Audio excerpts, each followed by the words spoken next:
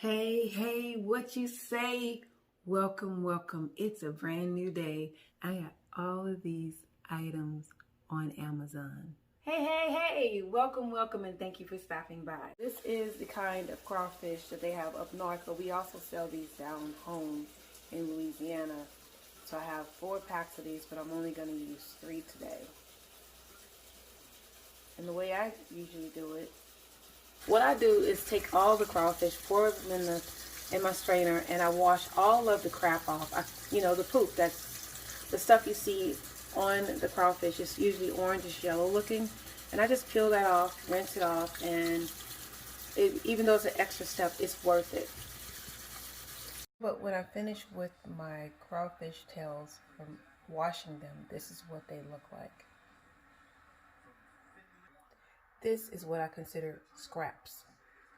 The ingredients that you're going to need for the crawfish etouffee are these things right here.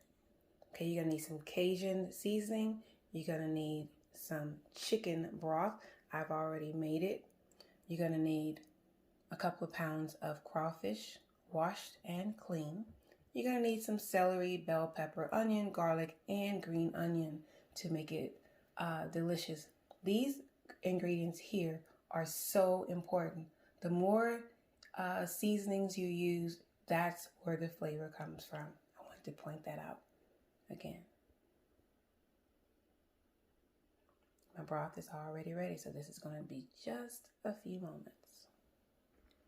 Welcome, and thank you for stopping by. As you can see from our title, Southern Style Crawfish Etouffee. You're going to need all these ingredients, which I just explained a few moments ago. And now we're just going to get right into the video. Roux. And this is supposed to be half a stick of butter, okay? Just 4 tablespoons of butter. Then you're going to put your flour in. And you're going to make a roux. You're going to do this until your flour gets brown. So I'm just going to keep stirring this until it gets brown. And then I'm going to add the bell pepper, onion, celery, garlic, and all the seasonings. So I wanted to come back and just let you guys know, you want to do this flour and keep constantly stirring so that your flour won't lump up. Good. Okay, so now it's ready. You have it until it's brown. Just one until it's brown. Then you're going to put your vegetables in it. The green onion, the celery. This is exactly how you do gumbo as well.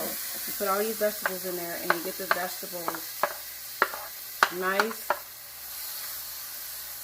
This here is my white onions. I did it in a Cuisinart and they almost grind it up too much, but it's still good. They just finely chopped. So we want to cook this for just a couple of minutes to get those vegetables right, and then we're going to pour in our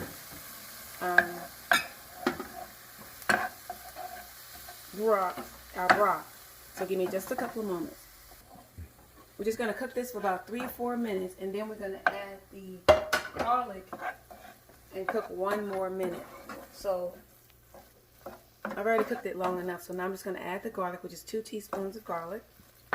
And I will leave the ingredients and instructions in the description box. This is going to be so delicious. This is so important to have all of these vegetables mixed up like this for your roux. This is your roux. This is, again, the same way you do a roux for gumbo. So now we're going to add in the chicken broth. You can have seafood broth. I find that the chicken broth really makes a huge difference. I'm going to let that cook for just a couple of minutes. While it's cooking, I'm going to add a little bit of Cajun seasoning, which is some salt and pepper as well, but definitely Cajun seasoning. The Cajun seasoning, let me just show you that. This Cajun seasoning gives you the flavor of Louisiana. I know that because I was born and raised there, and this flavor is the best when you're making crawfish etouffee. So we're going to bring this broth to a boil, and once it starts boiling, I'm going to let it cook for a few minutes and put the seasonings in it. A little bit of the Cajun seasoning into this broth, boil it, and then it's going to come to a boil. Then I will add the crawfish. I usually season the crawfish a little bit, but in this case I don't need to because I'm going to put enough seasoning into the broth. It's going to come to a boil, then I'll add the crawfish. It has come to a boil, and it says you would like to let it simmer for about 15 minutes, but in this case you just wanted to get your broth to get just a little bit thick, or your roux, whatever. Okay, and then we're going to add all of the crawfish tails. This is about 3 packs of crawfish tails, and let me show you which crawfish tails I am using. So you want to get it in there, and then we're going to add some more seasonings.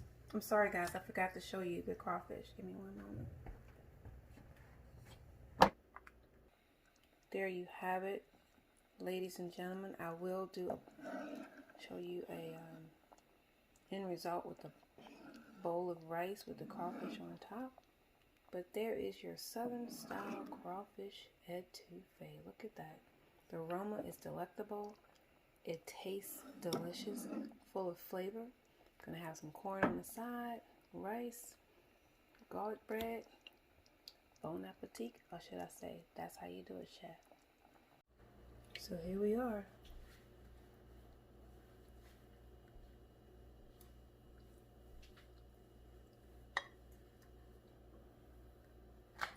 There you have it.